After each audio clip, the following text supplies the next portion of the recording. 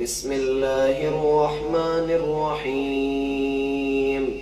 لا أقسم بيوم القيامة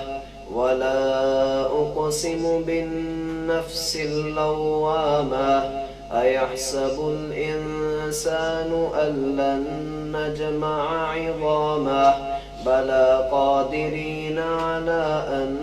نسوي بنانه بل يريد الإنسان ليفجر أمامه يسأل أيان يوم القيامة فإذا برق البصر وخسف القمر وجمع الشمس والقمر يقول الإنسان يومئذ أين المفر كلا لا وزر إلى ربك يومئذ المستقر ينبأ الإنسان يومئذ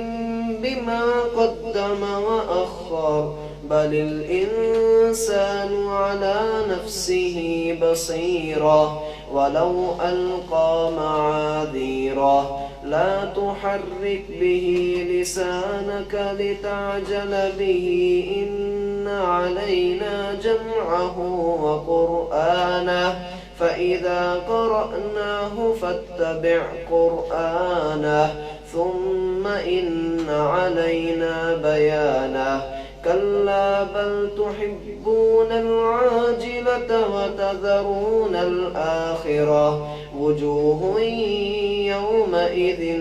ناظرة إلى ربها ناظرة ووجوه يومئذ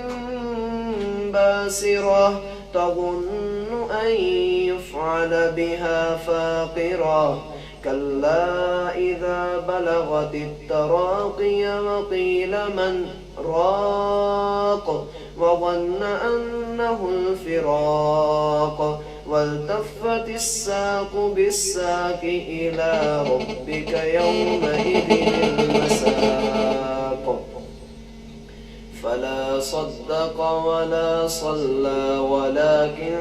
كذب وتولى ثم ذهب إلى أهله يتمطى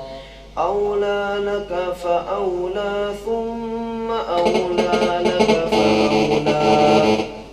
أيحسب الإنسان أن يترك سدى ألم يكن نطفة من مني يمنى ثم كان علقة